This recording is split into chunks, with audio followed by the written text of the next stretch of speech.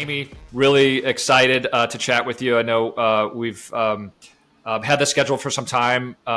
Fellow, Chicago suburban sort of neighbor of mine, I guess you could say technically. Why don't we go ahead and just kind of start things off? And I'd love for you to give just kind of a quick sort of elevator pitch of your business and what you're building. Sure. Well, thank you for having me. I'm so happy to chat about Aviva. Aviva is a virtual scheduling assistant app that does the full job of scheduling from inbox to calendar for busy parents so they don't have to do it. So it takes an email that's in your inbox that's related to your family and turns it into a calendar event, whether you open that email or not. Okay.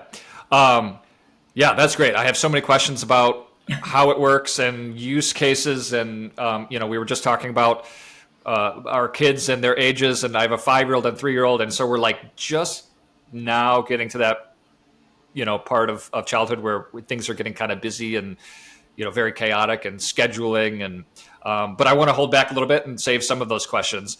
I'm just kind of curious, going back into your career, prior to starting Aviva and even, some of your earliest career stops, was the entrepreneurial sort of thing there for you? Is that something you thought about? Or is that something that kind of came later on when you kind of saw a problem that needed to be solved? Good question. I think I could start by saying I'm probably the unlikeliest tech founder you will ever interview. Okay. I did not ever foresee this being a part of my vision for my future. And I actually just told my daughters recently, I think our generation of adults, many of us couldn't envision this as a path in the future because this job didn't exist when we were growing up. Mm-hmm. But I was not a kid who knew that they wanted to start a business, but I was always a kid and young adult, an adult who liked leadership. So I would say that was a through line. And the bigger thing for me and kind of how it was a very circuitous path, how I came to this role. But I've always been really, really interested in other people, in building capacity and in helping people. And I started my career as a pediatric speech and language pathologist. So I've always worked really closely with children and their families. And I started out in public schools, and I always found myself both enjoying and being placed in roles where I was like doing district-wide initiatives or working with big groups of parents or launching things on a larger scale to build capacity. And I always really found that really rewarding and meaningful because I knew, both from my own experience and from the literature that I was familiar with, I could do only so much in a session that I would have with a child or a client in 30 minutes or an hour. But if I could transfer my knowledge or some of my skill set to other adults that child was interacting with, then I could leverage that therapeutic benefit much further. Mm-hmm. So that's kind of where I first started in these kind of leadership roles. I always had the idea that I would go into private practice and have my own business, less because I wanted to have my own business and be an entrepreneur, and more because I wanted control over my time. Mm-hmm. And where the rubber met the road for me was we had moved back to the Chicago area after living elsewhere with our children. They were very young. They were starting preschool, and it was COVID, like the height of COVID. And I took a role with a local school district that when I took was fully remote. I had a green screen in my office, and I was like Elmo in Sesame Street, like appearing for kids on their computers and devices at home. And it was great. The kids made a lot of progress. I had a lot of flexibility. I could walk downstairs and see my kids for lunch every day. And then COVID, fortunately, was winding down, and the school district said, let's bring everyone back in person full time. Mm-hmm. And a big portion of my job at this district was I was the assistive technology coordinator for the whole district. So all educational tech that was assistive technology was all under my purview. I purchased it. I rolled it out for the district. Mm-hmm. Communication devices, and got that going for learners who had alternate modes of communication. And so a lot of my work was not directly clinical and was desk work, basically. So I said to Yeah. my district, this is great. And I want to come in and see students, but I would like to continue to be remote for this other part of my job. And there was a rigid, hardline no. Mm. Come in, and I thought to myself, like, I'm going to miss so many things for my own kids so that someone can surveil me doing my work in an office where, like, I know I can do this work at home.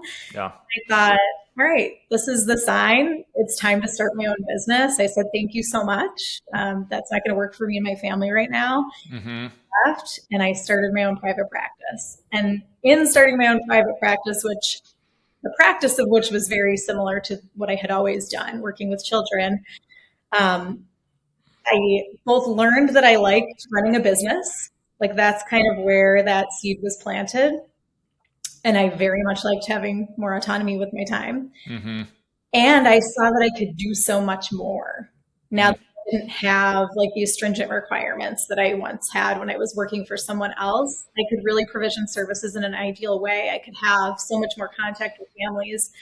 And what led to Aviva was both, I was in this pivotal moment where I was a parent myself with, kids who were just about to come into the school system and just picking up with activities like your kids probably are. Yeah.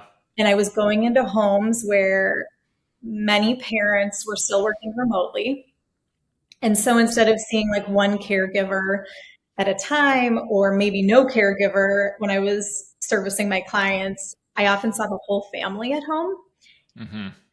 I was so struck in every home I was going into by just how heavy and unsustainable the burden of the expectations of modern parenthood were for our generation of parents. My arrival at people's houses was always accompanied by apologies. It was like, I'm sorry, my house is messy. I'm sorry we didn't rotate our toys. I'm sorry, Yeah. so and so is still having a snack. I'm sorry they didn't nap. I'm sorry I forgot. Ooh, I forgot about our appointment, or like, Mm-hmm. and people really like the common thread was people really felt like they were failing. And I found Mm-hmm. myself in a lot of meaningful conversations with other parents where I was like, no, trust me, I have read all the research there is to read. You're doing an incredible job with your kids. You're moving mountains. Mm-hmm.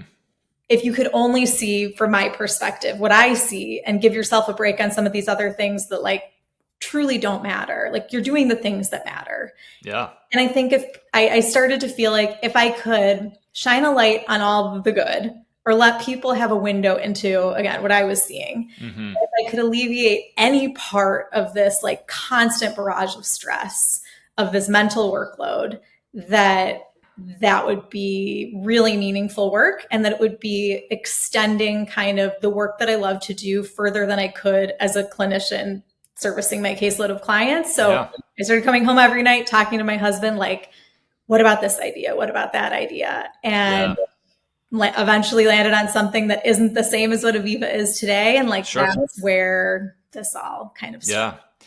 Now, I'm sure you do. Do you remember what some of the other ideas were that you can kind of like look back and maybe not laugh at, but just wonder like, oh man, I wonder what would happen if we had pursued that. Like, do you remember some of the other ones that you Yes. kicked around? Good question. And, some of them I'm like, I still like that idea and I'm hanging on to it for later. It's on the Yeah. shelf. Yeah. You can keep those secret. No. I'll tell you. Yeah. And if someone else listening hears this and they have the resources to do this, you should do Yeah. it because people need help. Like Yep. at the end of the day, like parents need a lot of help. There's a lot of room. There's a lot of space in my mind in this market for a lot of great products and innovation.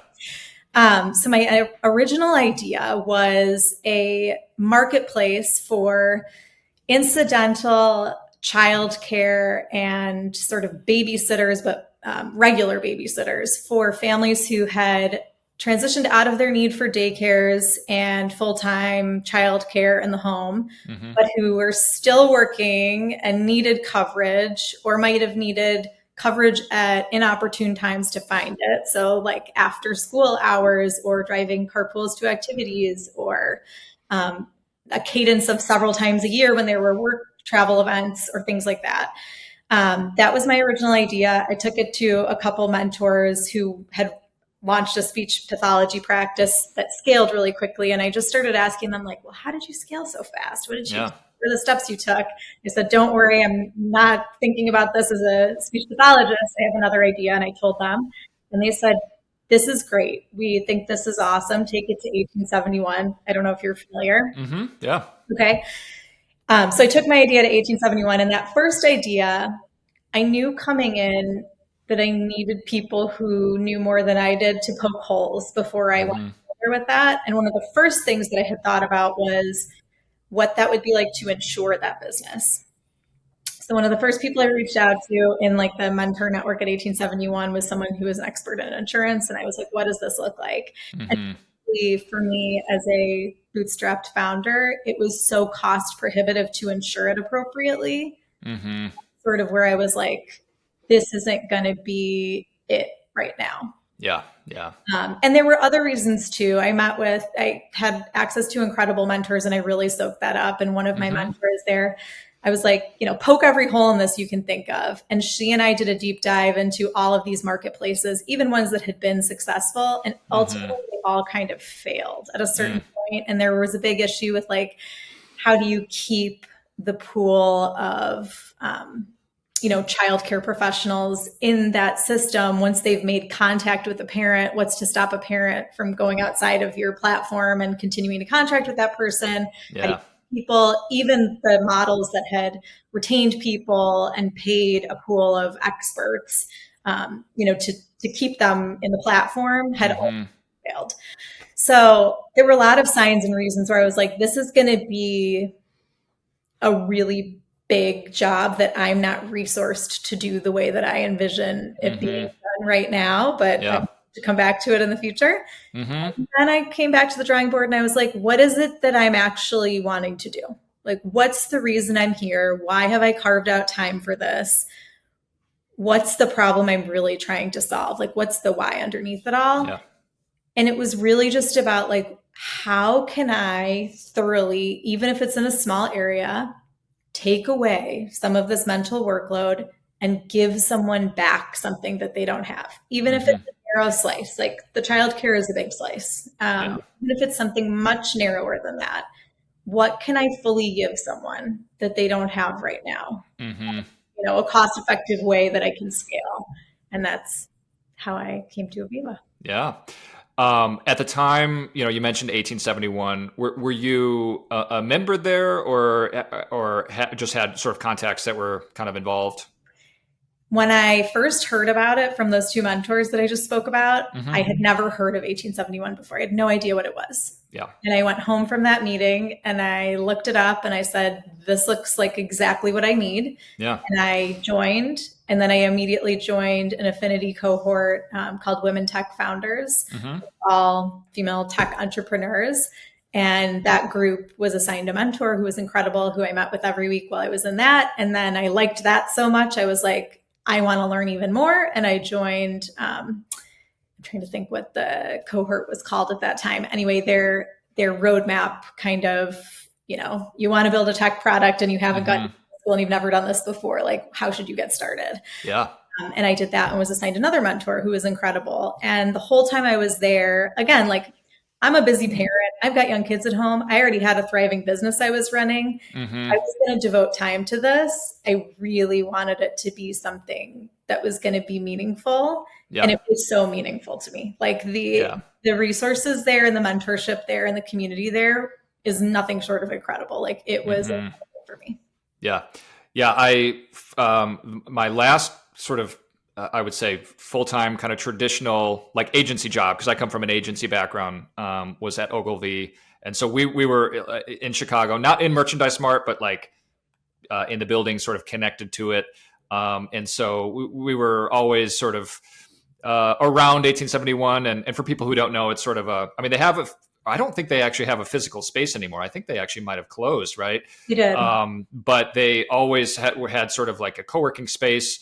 I think maybe even before like the co-working space like was like a huge thing, right? And and sort of incubator, lots of resources, lots of mentors. And it was one of the first questions I was going to have for you is like in the very, very early days, even before technically, starting the business.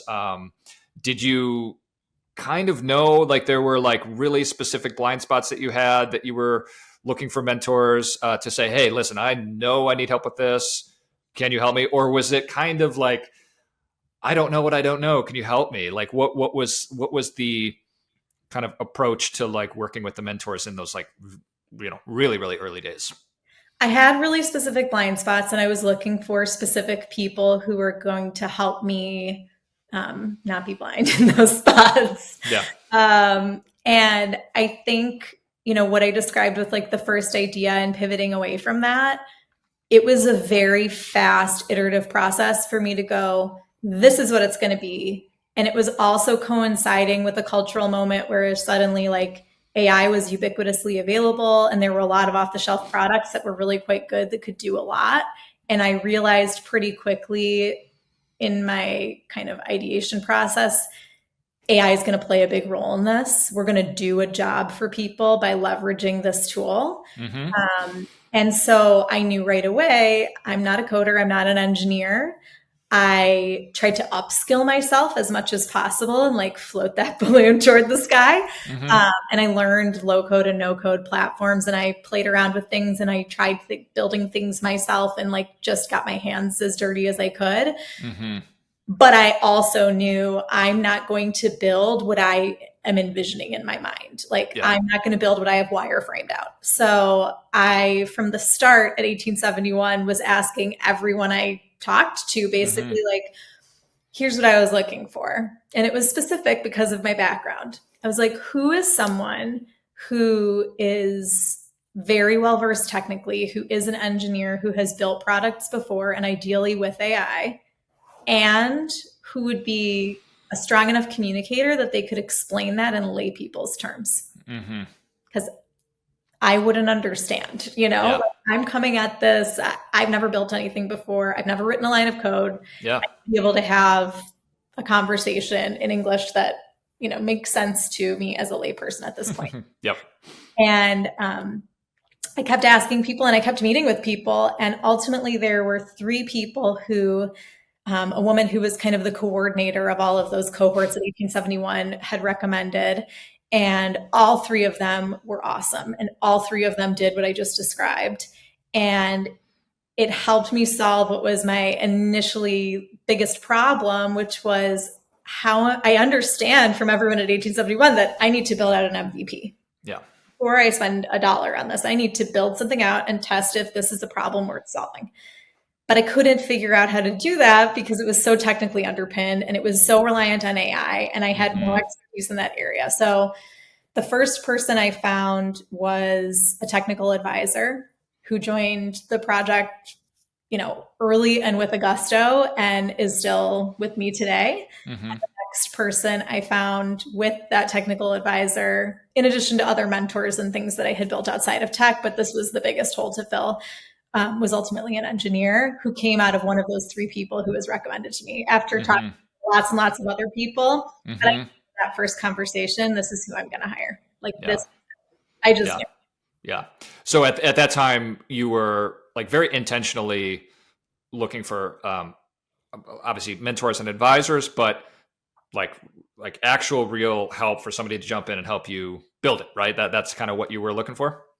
So the first thing I was looking for was, here's my clunky layperson version of how I might tie this together and here's where I'm stuck. So I was asking really specific questions of like, I've used Zapier and now what? How far I've kicked the ball toward the goal and here's where I'm stuck. What would you do? Let's make this a hypothetical situation. We could try this, we could try this, we could try this. What would be my best option? Where's my best use of my time? And again, I'm still having a full business running at this point. So I'm like, I need to be laser focused on what I'm doing. And so that process, those questions were very specifically geared toward how do I build an MVP? And it was pretty quick. I'm trying to think like timeline wise. Probably like a year ago last summer, I had the recipe that became my MVP that I built, an alpha version that I always tell people was like the clunkiest, non-scalable MVP, but it was enough to be able to get people in and get real data and real feedback and refine things. And it was 100% the right move to do as much of that as I could myself, until I really was waiting until like I could not build any further. And what I had was like a long active wait list and people Mm-hmm. me to come in, and me being like, I can't support you in here anymore until I do Mm-hmm. something bigger. So, Yeah.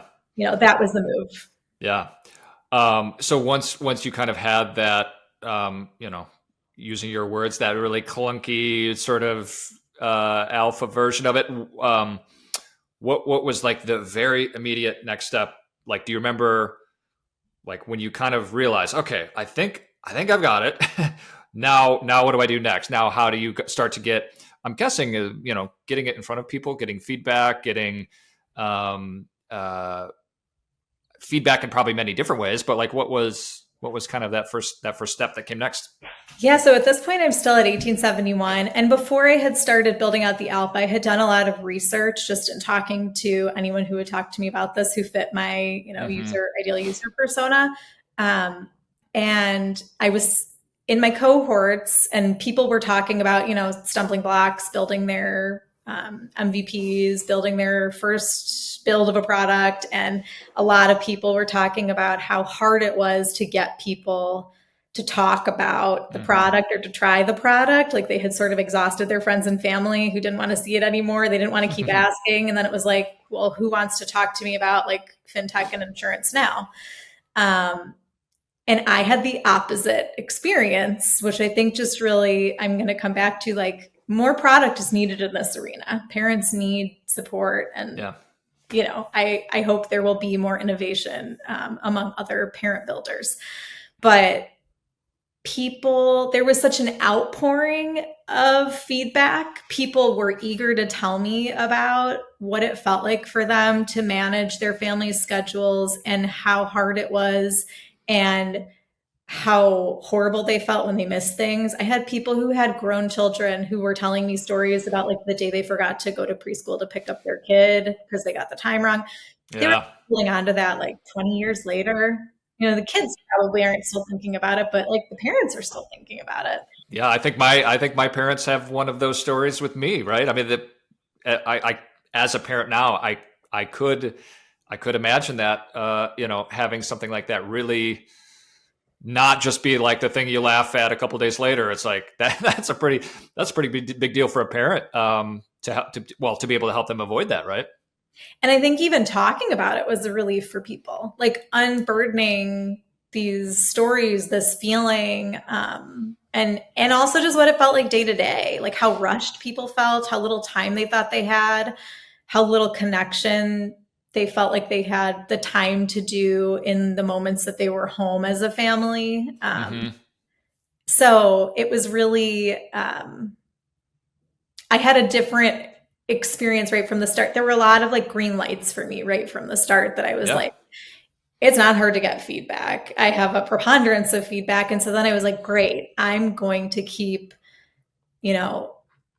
funneling this in and iterating. So then I was like, I've got something in hand, and I'm going to be brave and send this to people I don't know and see if they want to try it and if they're willing to talk to me about it. And people were. Yeah. And, they were both telling me like, I wish I could do this or that, or like, this is an issue for me. And also like, please, but don't stop this. I was giving people 2-week trials, and they were like, don't stop it now. Like, don't take it away. I need this now. Yeah. So all of that, it was like this really fun, exciting, creative, iterative process. Yeah. I was kind of building really fast alongside all of the feedback that I was getting, and looking for patterns and like funneling that right into the product. Mm-hmm. Yeah. How I'm kind of curious when you were kind of building that like V1 of the platform and then going out and trying to find people. How specific did you get in terms of like the ideal customer, the persona? Because I think that's the challenge for a lot of founders is like you can be ultra specific and find that niche, but then when you're trying to reach those people in the early days, that makes it much harder. So maybe you like broaden it a little bit, and then maybe you just be like, okay, anybody who wants to like test it and use it, like I want to get feedback. But I'm just sort of, how did you connect those dots? Like how specific did you get? Because it does seem like even the version 1 of the platform was a, a, a solution that could solve a lot of different, just sort of broad parenting scheduling problems. But did you try to go kind of specific at that time, or how did you think about it at that point? Good question. I did. I have always been very specific. I know that parents don't have a lot of time, and I would never want to waste someone else's time that they don't have to give. Um, and I appreciate so much that people who have used Aviva at any stage of the game, but especially early on, really gave of their time and were willing to go out on a limb and try something and tell me about it. So that was one reason from the beginning I was pretty dialed in. And the other reason was I wanted to fully test out my hypothesis before building something and bringing it to the market. Again, because I'm a solo bootstrapped founder, I had no intention of seeking funding. I really wanted to do this on my own and see how far, I could move things. And I didn't have money to burn, and I wanted to get things as close to what my hypothesis was as possible, to test it out as thoroughly as possible, knowing like experimental design is not going to be perfect. We're out in the real world, right? But I had run research protocols as a speech pathologist in my training. I'd run a research lab. So like I was well versed in that, and I used all of that knowledge and translated it right into what I was doing here. So I had like socioeconomic characteristics, I had age demographic characteristics, I cohorted people into locations. Like I was very intentional and specific about who was coming in and using. And then I intentionally threw in a couple outliers who still fit maybe like a secondary user persona that I saw, to test that out and make sure that I didn't have a blind spot and that there wasn't like the bigger market that I was exploring. Yeah. I guess this is like a 2-part question. Did you have any of those like early hypotheses that maybe ended up being wrong, or did you get any like really interesting, surprising feedback in the early days? Sounds like you said a lot of green lights, a lot of good signals, like, hey, it's working, keep going. But was there anything that sort of came up that did kind of surprise you? That's a great question. I'm trying to think if there was. After talking to hundreds of people about this topic, I would say one surprising thing was when I found a parent who said, I think what you're building is great for a lot of people, but I actually love doing this for my family. It was the first time I had heard that. Yeah. And I thought, like, in my mind, that person did not exist. So that was happening. There are people like, for me and in my family, and for, I would say 99% of the parents I talked to, when we talk about like the tasks as a parent that build esteem and connection, scheduling things that are flowing into your inbox like a fire hose onto your calendar are not, like, people dread that task. They hate it. They have to do it. They don't want to. They wish someone else would do it for them. But I did find like a couple people who said, no, I love when that schedule comes in and I can get it on the calendar and I know I'm doing it right. And like, I set my whole family up for success and I feel so good about it. Like, it was good to know who wasn't part of that. Yeah.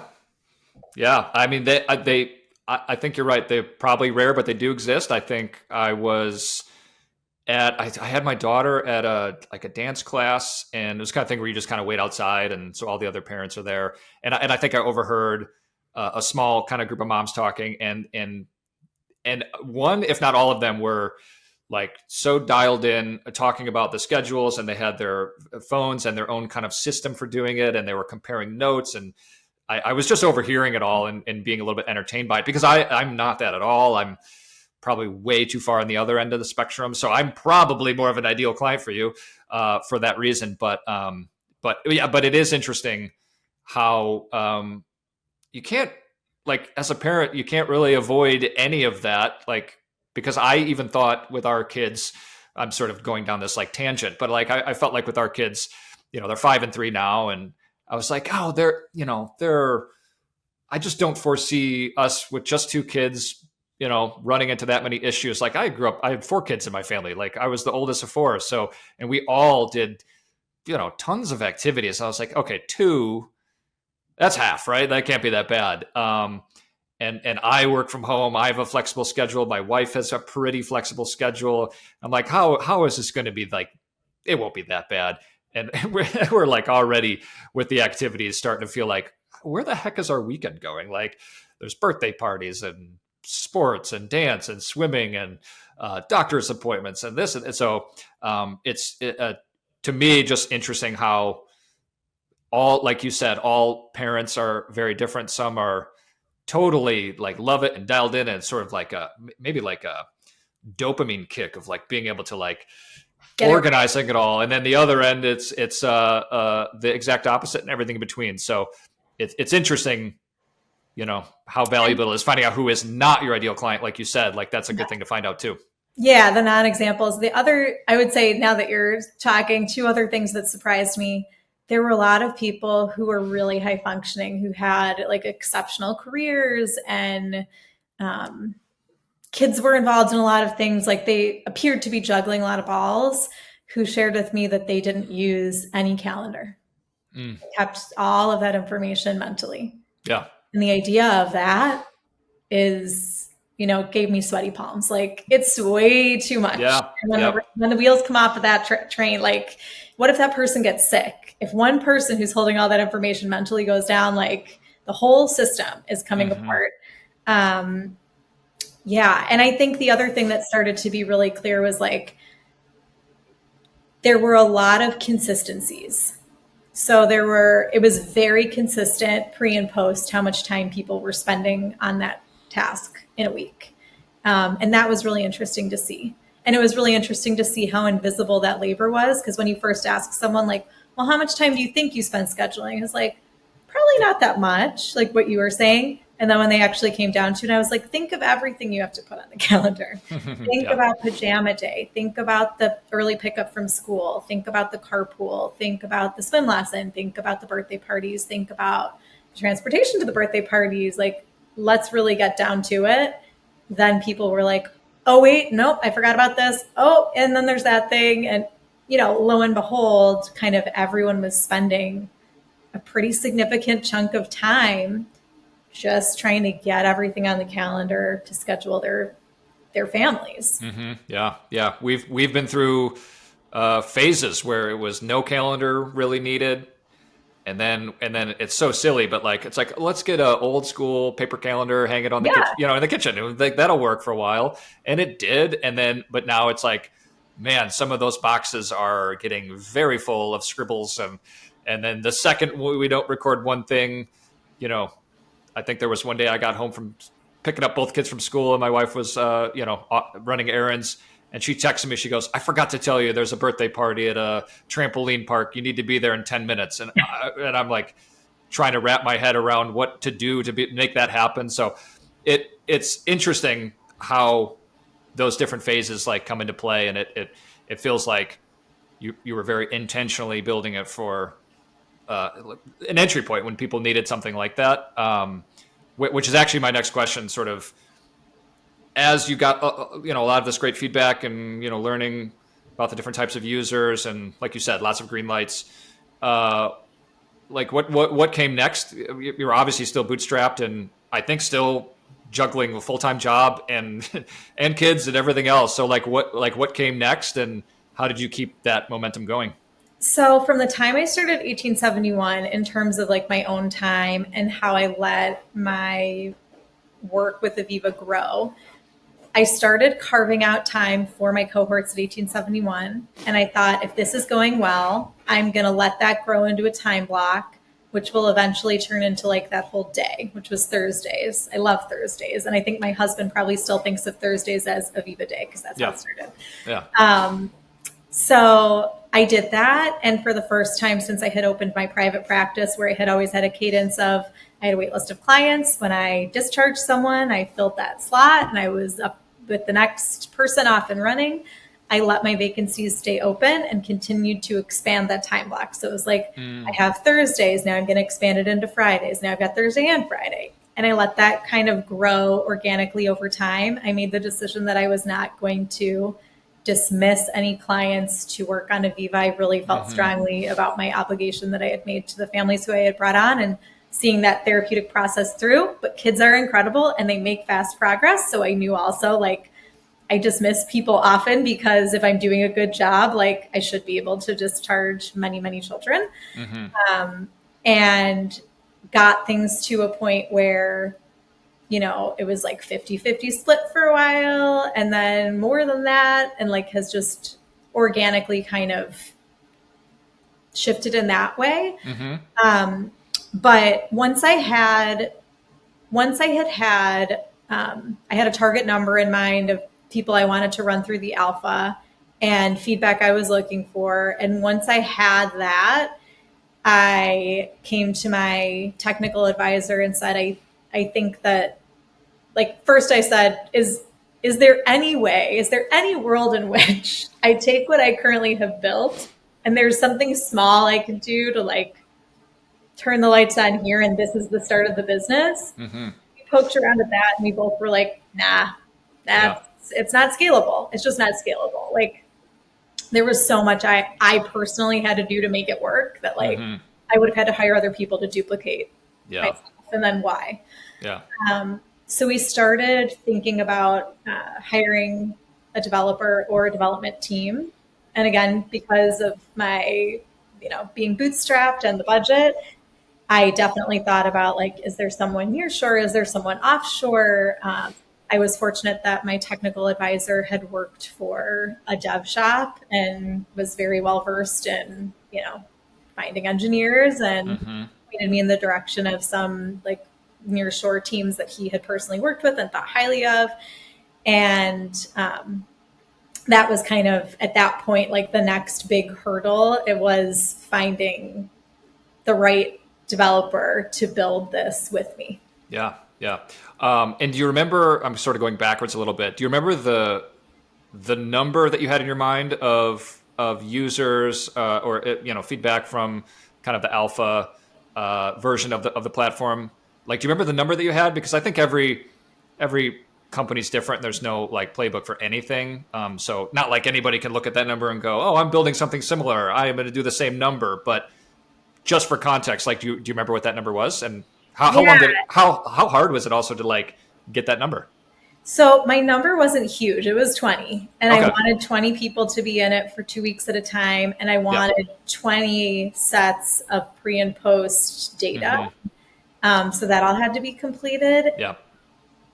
It was not hard to get it. And I had more people on deck asking me like, when am I going to be in? When am I going to have my turn? Keep it on. Don't turn it off.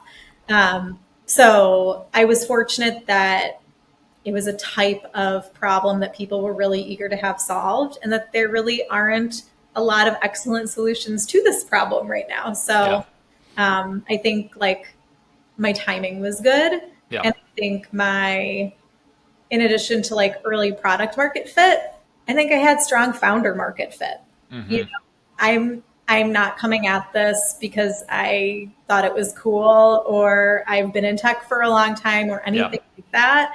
I'm truly only doing it because I see it as a path forward to help parents, which is what I've always done.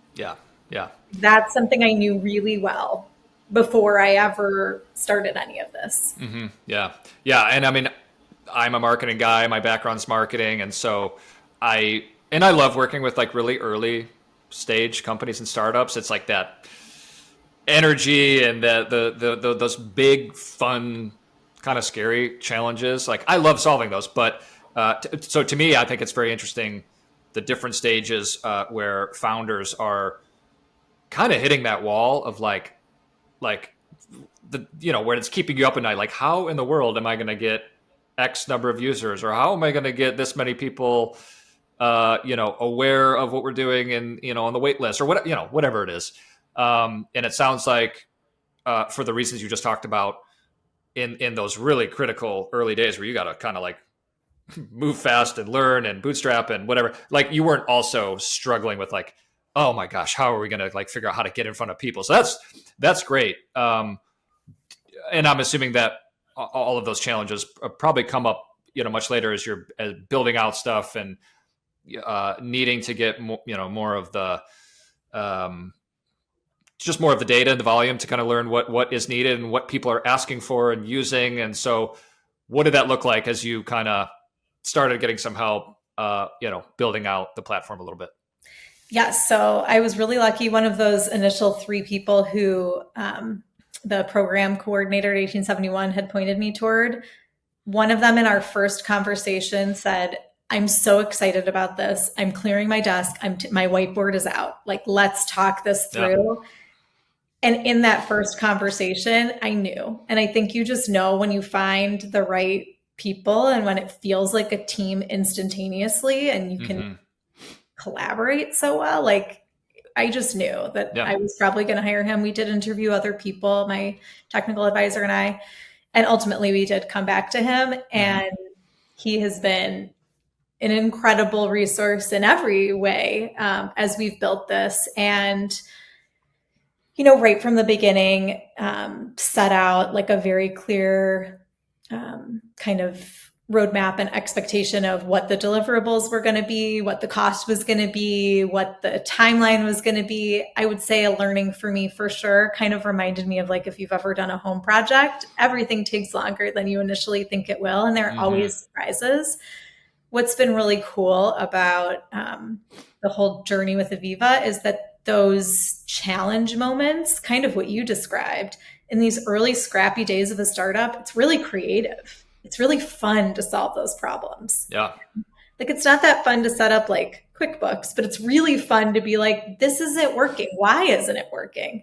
What if we tried this? What if we did that? Like the ideation phase is really fun, especially if you have really talented, smart people who are a lot better at one area than you are, and you complement each other's skill set, which I had. It was, right from the start, just very collaborative and iterative. And our goal was to get something built out technically that we could then beta test, was like next big milestone. Yeah. And at the time, did you, well, it sounds like you did. You had sort of mapped it out. Did you have a rough idea of the amount of time that you had or budget or resources or whatever it might be? Like, did you have sort of a rough sort of date or timing in mind for that? So I would say the timing was the most fluid piece of that puzzle, just because there were things that came up that I'm sure every founder can relate to that just took longer than we thought they were going to, or that were surprises. But in terms of what the budget was and what the product was going to be, we were pretty specific, and we took a lot of time with that up front. And I took a lot of time on the budget piece before I ever, came to the table looking to hire someone, because again, bootstrapped. So I had like a set budget that I could spend on this, and I didn't have another spend. Like, I couldn't get it wrong and try again. I didn't have try again money. So we were pretty specific from the beginning, and I would say more so the decisions have been made around learning from both my developer, who has brought many products to market, and my technical advisor and my other advisors who have built, scaled, sold, exited apps before. How done does something need to be before you're putting users in it? How do you want it to be? How featured do you want it to be when you're bringing it to the market? I think my initial thought was it needs to have everything, and everything needs to be perfect. And my technical advisor always jokes with me that this is probably the most buttoned up app that my developer has ever put in the App Store, because like my tolerance for a mess was pretty low. Tolerance for a mess is very high, because he was like, you're going to learn, put it out there and see what's happening. So I think it was good for both of us. We met at a happy medium that worked, but I've tried to take any slowdowns as a time to really refocus back in on, okay, we're not at the timing we wanted. What are the most important things we need to get done? Let's make sure they're done. And if the core of the product, like, we kept having conversations and saying like, are we getting the core of the product, and are we getting it right? And everything else is a nice to have, but like, that's a need to have, and let's get that going. And we can add all these other things that we thought were going to be, launched with our initial launch as new Yeah. features, which is an opportunity really too. Hmm. Yeah. Yeah. And it's also an age old problem that, founders, it's your baby, and you have a vision and you don't want to put it out into the world until it's ready. But also, like, the reality is you sort of have to get it out there when it's, Not ready. when it's Really not ready. Right. Even though that seems so counterintuitive to so many people, especially first time founders. Um, and then the other component to all of this is the fact that you have, like, an app and working in the app stores and figuring out how to do that. Did you run into any, I mean, this is a dumb question because I'm sure you did. Did you run into any problems that you're like you talked about, the stuff that just takes a little bit longer? Any notable things that you bumped into that you had to sort of kind of drop everything and say, all right, we got to fix this? And how'd you kind of get past it? Yeah, there were definitely things. I was really fortunate that there weren't things with the building of the actual product. Like, we weren't having crashes and bugs and technical problems that were slowing us down. It was more procedural level things. So, Mm-hmm. for example, we had a really high bar to clear with Google, I should have said from the beginning, we are a Google integrated Mm-hmm. app. So we are V1 working off of a connection with Gmail and Google Calendar. And because of the level of insight that we wanted to have on email and calendar information and personal data, essentially, we had a really, really high bar to clear in terms of like security clearance. And we Mm-hmm. actually went through a whole process that was pretty lengthy and time consuming with a third party who Google recommends. I don't know if you've ever been through this before, but to like vet every level of your application and test it and pressure test it and test it again, Yeah. go through every nook and cranny with a fine tooth comb to be able to say, like, to give us the OAuth permissions that we wanted to be able to have for user experience, and also to give us the ability and peace of mind to say, like, your data is very secure here. This is as good as we can commercially get this, as anyone can commercially get this. Mm-hmm. That process was really long. And also, I will say, kind of funny that a company that was designed, to handle this problem for Google, and I would assume probably founded by people who are very technical, the website and the whole process was terrible. And it was Yeah. really hard to find things and very hard to navigate. We had a lot of phone calls, like, in our team internally, to be like, is it done? Does this mean they checked it? And Yeah. then I just started emailing them. So I have a pen pal at that, security platform who Yeah. I just, like, all roads lead back to communication. And Mm-hmm. because of the background that I came at this with, like, that was a good thing. Because I like to talk and I like to communicate, and I was willing to, like, keep doing it and be persistent. Yeah. But those kinds of things can really, like, it's not sexy stuff. Yeah. But it has to get done. Yeah. And I'm sure people will be surprised too. And I've only worked with a few clients and on teams that are navigating all of that. Usually it is like getting them in the big app stores. Sometimes, like, the process is so vague and something is not approved and it's not really clear what it is. And there's really no way to get clarification. And so you have to, like, it's just like bang your head against a wall until you just get it and figure it out. So I think everybody probably has some version of that story. But when you kind of, get past a lot of that and I guess the dust is settling and, things are moving along, what, just kind of continuing on in the sort of the evolution and the journey, like, what were some of the things that came next, outside of just like the obvious of getting, more people using it, getting more awareness? At what point did you start to maybe think about marketing and positioning and branding and sort of establishing kind of like the foundation for everything? Did that happen right away? Did it come later? Maybe it's still something that's in progress, probably, right? Absolutely still in progress, but I am remiss in not mentioning this earlier, especially given your background. Early on, actually, the developer who I work with was one of the first people to say to me really emphatically, keep your budget for the development tight and make sure you have room in your budget for marketing, and start that now. Start before you've built, even this is going back to a conversation before I had even built an alpha. He was like, at the very least, get your website domain, get your website up, start A/B testing some messaging, figure out what all of those pieces are, get your social media going, and hire marketing help. Save a piece of your budget to hire marketing help so that you can do marketing like right from the start. And I took that advice to heart. I feel so lucky that I just was steered in the right direction so many times by people who, I trusted. And so after the first hire I made was, as a contractor, was my developer. And the second hire I made was for marketing help. And really what I came to the table with, I think there was, probably in terms of branding and marketing, like more that I didn't know than with tech. Like I was pretty clear on what I didn't know in terms of tech, but I think marketing is a little bit more elusive, and we're all such consumers of marketing. And it's so seamlessly a part of our lives that it's sort of like hard to see where things start and stop. And I hired a marketing team who was small and local. And again, this is a through line in Aviva, and I would recommend this to other founders if you can get it. Everyone who touched any piece of Aviva is a parent and participates in the problem and is passionate about the solution.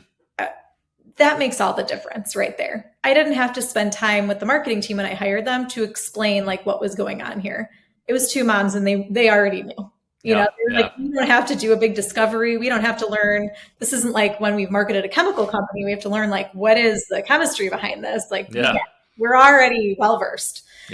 And one of the big pieces of work that I had for them was kind of figuring out that initial messaging so that I could be consistent with it, figuring out what branding was going to look like. They helped me hire a designer to build out like our logo and colors and kind of the look and feel of the brand. And also a photographer to do brand photography. And they really pushed me. I was like, do we really need these other things? And they were like, yes, you do. You're telling us you want XYZ in the market. You need to do these things. And I'm so grateful that they did. And for that guidance. And of course, once I started learning, I was like, oh, there's so much more that I don't know. Yeah. And the very old kind of cliche about marketing is, plant the seed like for the tree before you need the shade. And so, because it takes a very long time, oftentimes for, that tree to grow. And then, when you see somebody relaxing in the shade, it's because they started on that long before they needed it. And I find that's obviously very true for marketing and true for a lot of things. But what were some of the things that that you or the team started doing early on? Because I feel like it's usually starting to build an audience or a community or awareness, and a lot of times it's creating content and doing stuff on social media and a little bit here, a little bit there, and just like growing over time. Was that the kind of stuff that you guys started early on once you kind of had the foundation of like the website and the branding and, all that kind of in place? Yeah, they, again, I really thought that they were excellent and I trusted their expertise. So if they told me to do something, which they told me, I was like, give me homework, I will do it. And they were like, great, you need to start an Instagram account. You need to be posting on LinkedIn, and this is an ideal cadence, and this is what the content might look like. And never before had I done that. I had really only been a consumer of social media, and really like my whole feed was, interior design and vacations. It had nothing to do with any of this. And I just said, okay, I'm going to do that. You're telling me I need to do this for my business. Great. I'm going to start doing it, and I'm going to learn as I go. And I'm just going to put it up and see what sticks and see what's resonating and kind of go from there. Yeah. And, I think there are so many things in business that like, you don't know what's going to move the needle and you don't know what to try. So for the things that are very obvious to do, that kind of everyone was telling me, do this right away. Like talk to the camera and tell people what you're building right away. I was like, it's uncomfortable, but of course, like I will do Hmm. it. Yes, I will, because Yeah. it's one thing I can do that I know is going to like be likely to be effective. Yeah.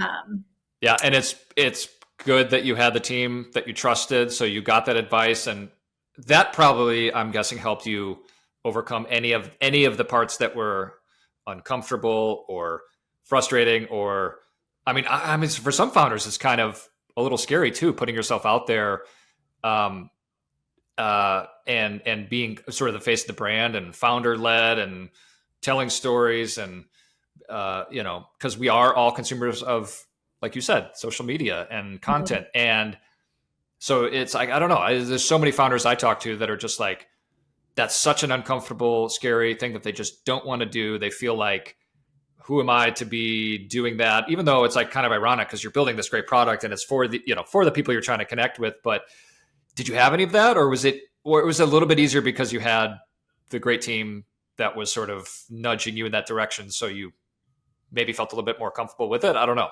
it how. was it was hard and uncomfortable, but also like I'm already walking off the edge of a cliff with everything I'm doing here. So I'm Yeah, not going to not walk off the edge of that cliff. yeah. Like that's everything else that I've had to do that I've enjoyed doing and haven't felt scared of doing, and that probably should have, was harder. Like logistically was harder to like bring into the world than that. That felt more uncomfortable. Like I can definitely relate to anyone who's like, I don't want to do that. Me Hmm. too. I don't want to do that. But I just made myself do it. I just, Yeah. that was the advice I was given, and I'm trying to make this work, and I'm going to do the things that are known to make this work, and just go for it. Yeah. What's the worst that can happen? The other thing I started doing early, and I think sort of tempered that feeling for me, was I thought about how can I have any kind of feeling of community or community building here. And I'm really lucky that I, in my personal life, love to build community and love to bring people together and love to talk to other people and have this network of parents who are professionals in lots of areas that are adjacent to kids and families and development. And I thought, like, what if I just serve up conversations with some of these incredible parents who I call when we have a question about, like, what should we feed our kids? Or, like, what do you think this Hmm. bump is? Um, so I started interviewing people almost like a podcast, but it's not a podcast and it's all Hmm. video based, and sharing like little snack size pieces of that on Instagram and tapping into audiences who are already following Hmm. these other parents. And that really resonated and like was really successful, and has been some of our like best viewed and rated content. Yeah. And also, although it's a lot more work than putting up a piece of content that I create on my own, it takes a lot longer, as you well know, to interview Hmm. someone and edit it and put it up. Yeah. um, it also feels a lot more comfortable and enjoyable to me than some of the other content that I made myself make. Yeah. Yeah. Yeah. And it's been years and years and years where this is really, I don't think, no longer a thing, but like for a long time, I think a lot of founders and people in marketing too kind of felt like, all right, if we're putting something out in the world, it has to be like really polished and highly produced and scripted, and all of this planning and production value, and then like slowly over time, and then now very quickly, a lot of that's going out the window, and the authentic conversations where somebody flubs a sentence in the middle of it, and everybody kind of laughs about it, and you move on and you explain what you were trying to say, like that's the stuff that like people connect with, more than anything. So it sounds like you kind of had an aha moment of just being able to create some of that. And while it does take, like you said, it takes more time, it also, maybe even a little bit easier in a weird way of just arriving at the content that works for people. Like, did you have other aha moments of like just putting that content out into the world and getting a response, either directly from people or just sort of indirectly with how you were, growing the platform at the time? Yeah, on top of the social media stuff. With the social media, it's interesting to peel back the curtain and see like we do not have a huge following by any means, but we did have really good traction from the social media account, which we definitely planted as a tree, hoping that we would have shade by the time we were launching. Yeah.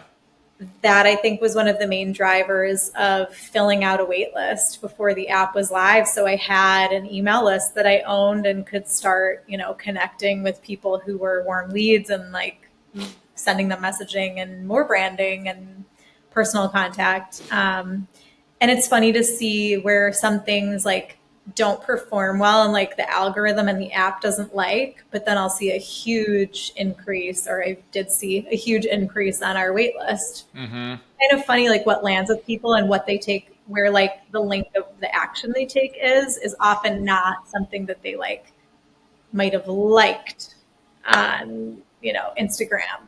Yep. And then I think just taking those, like weaving those opportunities into other things like podcasts or interviews or speaking engagements. And I think with those things too, like one thing leads to another, if the opportunities that you're seeking out are dialed into your product and your demographic that you're going after. So I think like from the beginning, I was really lucky that I had friends who were sending me things inbound that were like, this person's talking about the mental load in AI. You should contact them. So I would just cold reach out and be like, you just talked about this and I talk about it with you.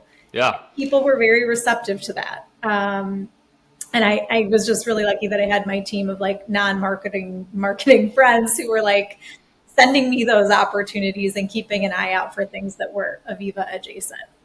Yeah. Yeah. That's, I think, one of the greatest, I don't know, I guess technically it's a hack, sort of a marketing hack or an audience hack of like finding people out there who are having conversations or have an audience that kind of like you said, they're quite a bit of overlap in maybe some of the people you're trying to reach, or at least at an organizational level and just sort of an art and a skill of like finding the right idea for like, okay, well, here's a bit of content or a conversation or a post or whatever. And then all of a sudden exponentially you're sort of reaching more people. And even if it's not like you said, even if it's not a massive number where the algorithm it's hitting and going viral, it's still moving the needle that matters, which is, getting people aware. And so it sounds like you kind of picked up on that and, sort of prioritize that early on. And like you just said, you had the people around you to kind of help, facilitate that. Over time, how have the sort of priorities changed? What are some of the, the things that are maybe new challenges that you have today that you're working on, or, looking forward, the kind of stuff you're excited about, that you're going to have to sort of work through? So it could be the good stuff, it could be the excited stuff, or even the challenges. What are some of the things that you're really focused on today?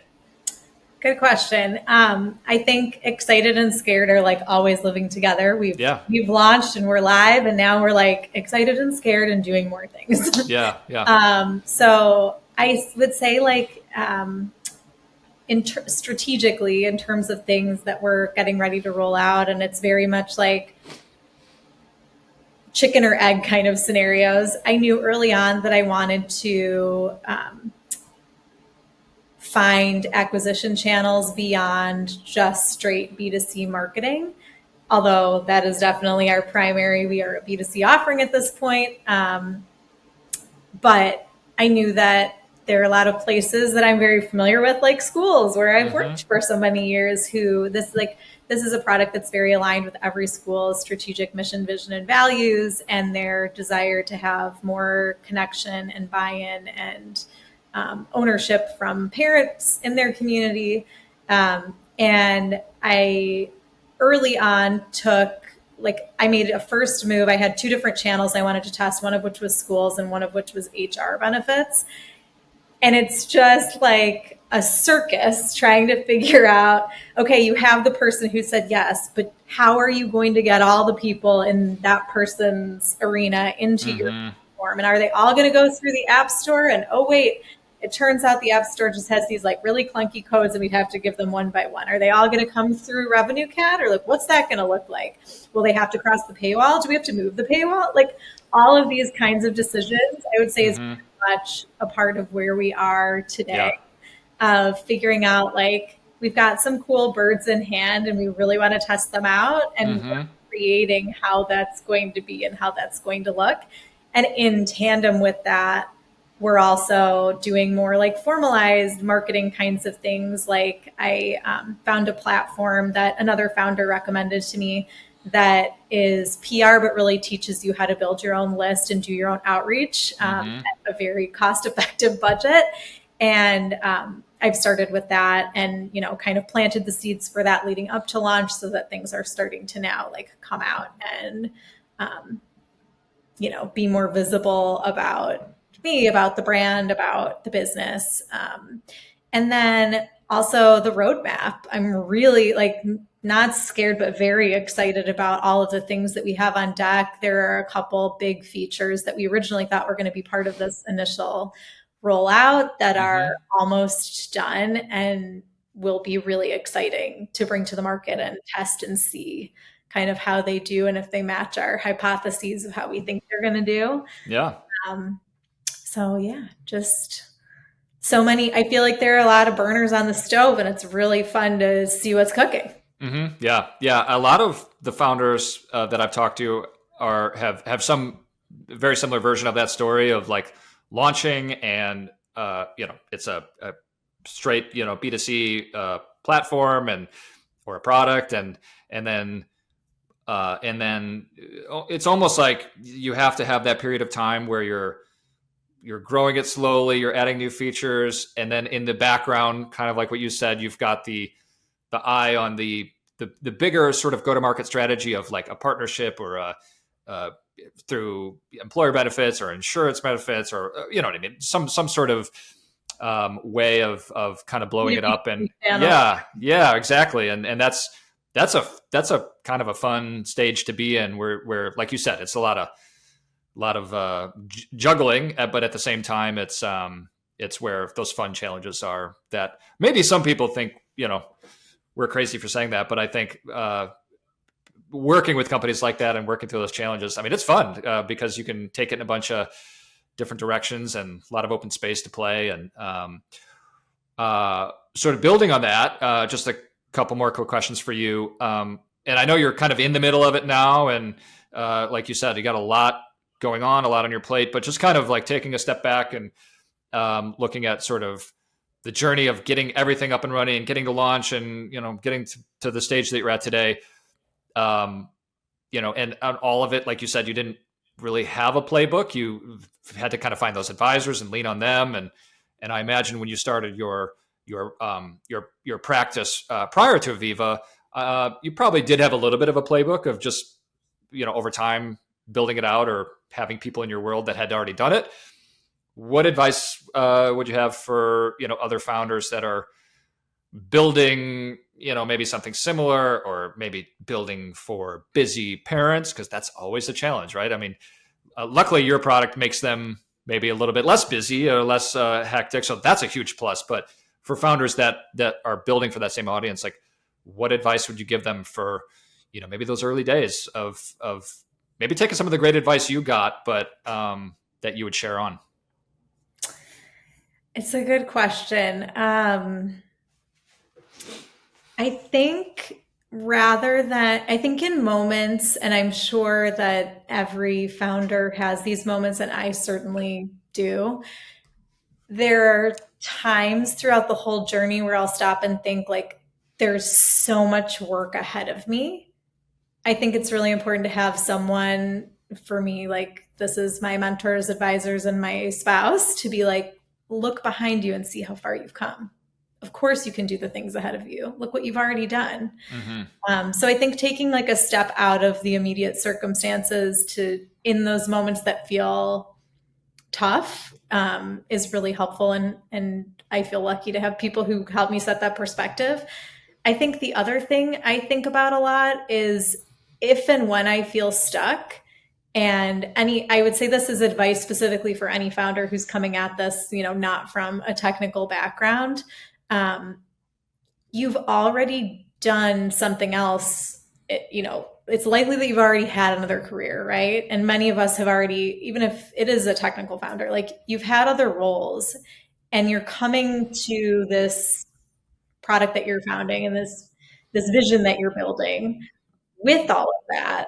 And I think even the most disparate backgrounds have so many things that can pull into and leverage and level up um, the tech that you're building. So I think taking things that worked in, your parenting, other jobs that you've had when you were an employer and you weren't running the business, and weaving them into, or like transposing them onto this new thing that you're doing, I have found to be very effective. So one of the things, like I'll give you a specific example.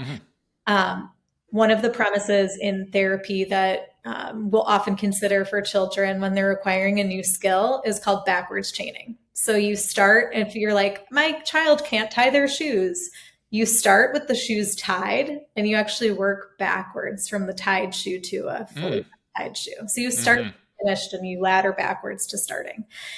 And it does a couple things. If you look at research, one of the things it does is makes everyone feel equipped and capable from the beginning, which is then going to provide like a foundation for better work, because you're capable of doing something, you're going to bring your best to it. And it keeps people in a zone of success and of proximal development. So you're always like feeling pretty good because you can do a lot of it, and then just bumping up against like where your skill set needs to grow. So the growth is sort of like measured out for you. I use this premise all the time. I try to think of like, what does the end version, what does done and finished and successful look like for anything that we're working on? And what's one step back from that? And what's two steps back from that? And even if it's like a micro movement, I think that has really helped with being able to be pretty quick and decisive and iterative, which I think is a key to, I think like analysis paralysis is probably the death of startups, right? Like you need to make fast decisions and you need to be constantly testing things. As my technical advisor told me early on, he had me read a book called The Lean Startup, and he was like, read the book and you're going to understand you want to fail fast. If you're going to fail, let's fail fast. And like, then do the next thing. We're going to figure it out and we're going to learn from that. So I think, if there's anything that people can take from their lives before coming to like being in the moment that they're in, there's probably so much that you can use that you haven't even thought about using that will be your secret sauce that other people don't have. Yeah. I love that. Any sort of hack of looking at a problem or looking at the objective of growth, or it doesn't matter, whatever it is, and breaking it up into phases and making it feel more manageable and less scary and daunting. And, it's easier to, how do you eat the elephant? Just one bite at a time, and just like breaking up. I love little tricks like that. And it kind of reminds me of one, and this is like a totally different one, but sort of, I just heard it the other day, is like thinking about at any point in time, what are the biggest ways that you could just like, your business could fail at that point in time, the stuff that's easy to come up with, right? Because it's easy to come up with like, what are the different paths that we could go down where it'll completely fail. And then you just work backwards from those. Okay, well, how do we just work backwards in small things to make sure that one thing doesn't happen? And at the end of it, you sort of have a path forward to, the growth. Because if you're looking at a problem going, okay, how are we going to grow and do all these things? It can kind of be hard to do that sometimes with all the distractions. So, I love little tricks that people have and, apply to sometimes arrive at the sort of the same goal. But they're different things you can pull from experience or advisors or, different jobs or projects, could be from anything. Yeah, I would say a couple things come to mind. First of all, I'm a big time blocker, and I try to really think about like, if I'm stuck on something and it's going to take me a long time to get unstuck, what can I do that's different from that stuck thing that I'm working on, and give my mind at rest or in the background time to still be working on it. So again, like I know because of cognition that even if I've left something for the day, when I'm going to sleep at night, my mind may still be solving that problem. When I wake up in the morning, my mind may have solved that problem. Like I'm ready to receive those answers. Yeah. And one of the things I do for myself is I put really old school, they are everywhere, notebooks around my house and pens. So like next to the shower, when that idea comes, like on my bike, when I'm riding with my kids, like I can jot it down real quick. And it's often not when I'm sitting down and I'm focused on solving that problem that my, like the inspiration hits. So like getting out of the gridlock, I think is one thing, because that's a time waster. Another thing that I think about a lot is the idea that like, if you try to do everything, you won't do anything. But, setting like micro priorities. So like the task that you're trying to solve might just be too big. And again, I'm going to take this back to therapy. Like you want to think about something really small and really measurable that you can get done in a day, in addition to the big vision, in addition to the road mapping, in addition to the sweeping objectives. Yeah. To feel that progress, like laddering up and moving forward. So I think getting really specific and really like laser focused on what are those little things that you can start to chip away at and you can start to accomplish. And I think kind of a mindset thing of like, if something isn't working, at least you know that that's a solution. You don't need to try again. Like you tried it and that ain't it. So you can cross that one off the list, and now you get to do something fun again, and you get to come back to the whiteboard and you get to imagine what else things could be. Yeah. I actually want to take that and look at it through kind of the marketing lens. What advice would you give as you've kind of learned to like tackle some of these things and the different way of working and planning? Kind of what we talked about earlier is, the stuff that is a little bit more difficult or scary or new, or just that you have to kind of figure out, because marketing is not really natural for many people. That's normal. Is there any advice that you would give at sort of tackling some of those tasks related to marketing or branding or founder-led brand content, whatever it might be? Any kind of advice that's helped you sort of work through some of those challenges? I would say, first of all, I am very open to other people's advice about this and very much consider myself still in the early learning phase. So I am by no means an expert, but some of the advice that I have gotten from people who I think are much smarter and better about this than I am was to look at other brands who are further down the road than you are, who you resonate with, and then try to dissect, again, kind of thinking about backward chaining, like what is it that they're doing? So either on a scale of like, if you're thinking about PR and you want to have a plan of where you want to ultimately land, well, look at a brand that you really admire that's somewhere adjacent to what you're doing, and what did they do when they launched, and what did it look like before they hit that big win? Or on, a smaller scale, like maybe it's even with content, like follow other brands who you enjoy their content or you think they do a good job, and try to look for common threads of what is it that they're doing, or what is it about what they do that you like. I have a friend who I graduated from college with who became an influencer and was like not intending to do that at all. And I met with her early on and I was like, I don't know what I'm doing. I feel uncomfortable to do any of this. How should I even get started? And she said, just start saving things. Just notice what makes you stop and look and save it. And then when you look at that folder in a little while, like you'll start seeing patterns. There are things that you like that make you stop, and there are things that you don't like that you don't interact with. And like, then you try to figure out how you can do those. Yeah. And I think too, like the consistency. I think that's another thing that I think about a lot. Even if it's not perfect, if it's consistent, then hopefully your messaging is starting to land. Like people need to hear things a lot of times before they start to connect the dots and like, oh, maybe I want that. Mm-hmm. So I think just even if the content you're putting out doesn't feel like so innovative or wonderful to you, if you're Yeah. consistent about what it is helping your brand ultimately land, according to what I have heard. Mm-hmm. Yeah. Yeah. Because if it's not consistent,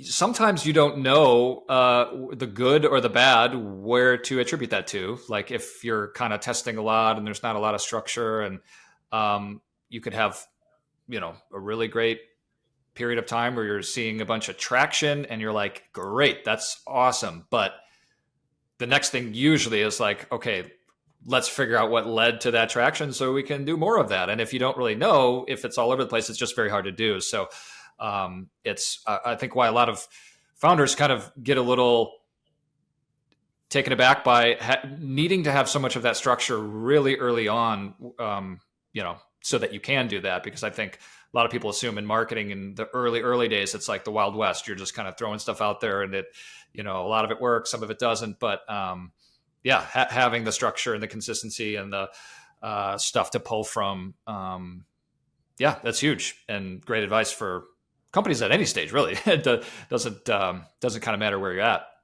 All right. Well, Amy, I really appreciate it. I loved our chat the whole time. In the back of my mind, like I said in the beginning, I'm thinking about, my two little kids and them getting busier and our schedules getting crazier. And I think the next time my wife and I sit down and have literally like we did this weekend on Friday, it's like before the kids get home from school, let's have a little powwow and just like talk about the weekend and make sure we've, blocking and tackling and whatever we need to be doing. So I have a feeling the next time we do that, I'll be thinking about Aviva. And so I definitely want to check it out and give you a chance to just kind of let people know where they can find it, what, the new things you're working on, or just where to get in touch with you. Like I'll be sure to include links, but anything you want to share to kind of close out, the floor is yours. Thank you. Well, we would love to have anyone, of course, try Aviva for yourself. If you're a busy parent and you're looking for more time and less stress in your days and your weeks, we would love to have you and would love to know what you think. We are Aviva Smart Family Scheduling in the App Store and Google Play Store.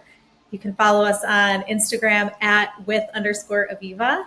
And I really, really value and appreciate connecting with other parents and founders in the family tech space. So if anyone is listening and thinking that this sounds interesting, I would love to make a connection and learn more about you and support what you're building too. Like I said earlier on, there is such a need for product in this space, and my pom-poms are out for other people who are building those kinds of products. Yeah. And I didn't mention this because, with my consulting practice and the fact that this podcast is now really dialed in, for FamTech and sort of people building or investing in that space, I think a great opportunity would be for people to get in touch with you if they see opportunities for some of those partnerships or, those things that you talked about earlier that you're kind of exploring and looking at. So, I hope, this reaches everybody who, might be interested in the platform or getting in touch with you in some way. And I really appreciate you sitting down and chatting on what is probably a very busy Monday. And I hope, hope we get to stay in touch. And I enjoyed our conversation and look forward to kind of sharing it with everyone in my network. Awesome. Thank you so much again for having me. It was an absolute pleasure, and I look forward to having it out. Okay. Thanks very much. Thanks. All right. We'll talk to you later. Bye-bye. Bye.